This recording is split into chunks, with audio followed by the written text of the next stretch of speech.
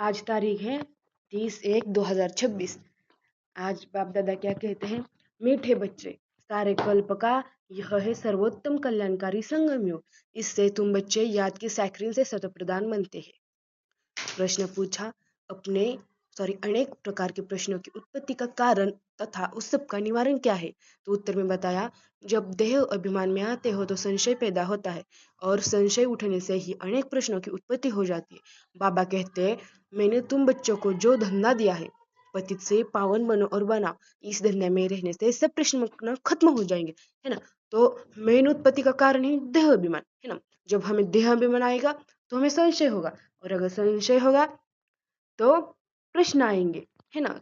तो उसका निवारण भी बताया, हमको धंधा बताया उसके लिए, तो पति से पावन बनाने का और बनने का। तो इस धंधे में रहना है तो सब प्रश्न खत्म हो जाएंगे, है ना। ओम शांति। धारणा के लिए मुख्य सार, पहली पॉइंट बताइए, जब तक जीना है ज्ञान अमृत पीते रहना है, अपनी झोली ज्ञान रत्नों से भरनी है, संशय में आकर कोई प्रश्न नहीं उठाने हैं। मतलब हम जब तक जिएंगे हमें ज्ञान अमृत पीते रहना है, मतलब ज्ञान सुनते रहना। अपनी झोली हमें ज्ञान रत्नों से भरनी होगी और संशय में आकर हमें ज्ञान नहीं छोड़ना है। दूसरा पॉइंट, योग अग्नि से आत्मा रूपी सीता को पावन बनाना है। मतलब जैसे सीता अग्नि पास कर कर पावन बनी थी ना, वैसे ही हमें योग अग्नि से पावन बनना है। किसी बात के विस्तार में जास्ती न जाकर दही अभिमानी बनने की मेहनत करनी है। मतलब अगर छोटी सी पॉइंट हुई तो हमें उसमें ज्यादा इन्वॉल्व नहीं होना, उस पर बिंदी लगानी है और दही अभिमानी बनना है।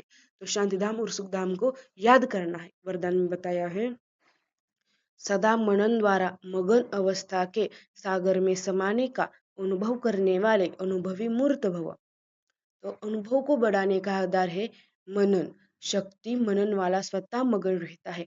मगन अवस्था में योग लगाना नहीं पड़ता, लेकिन निरंतर लगा रहता है, मेहनत नहीं करनी पड़ती। मगन अर्थात मोहब्बत के सागर में समाया हुआ, ऐसा समाया हुआ जो कोई अलग कर नहीं सकता। तो मेहनत से छूटो, सागर के बच्चे हो तो अनुभवों के तालाब में नहीं नहाओ, लेकिन सागर में समा जाओ तब कहेंगे अनुभवी मूर्त। स्लोगन में बताया, ज्ञान स्वरूप आत्मा वह है जिसका हर संकल्प हर सेकेंड समर्थ है ना। मतलब व्यर्थ नहीं जाता उसका कोई भी संकल्प और सेकेंड। तो अव्यक्ति सारे इस अव्यक्ति मास में बंधन मुक्त रहे, जीवन मुक्त स्थिति का अनुभव करो। यदि कोई भी स्वभाव, संस्कार, व्यक्ति अथवा वैभव का बंधन अपनी तरफ आकर्षित करता है तो बाप के याद की आकर्षण सदैव नहीं रहती। मतलब हमें किसी भी व्यक्ति, शरीर, कोई भी चीज अगर हमें याद आई तो बाबा से आकर्षण नहीं रह सकते। तो कर्मातीत बनना माना सर्व कर्म बंधनों से मुक्त, न्यारे बन प्रकृति द्वारा निर्मित मात्र कर्म कराना। यह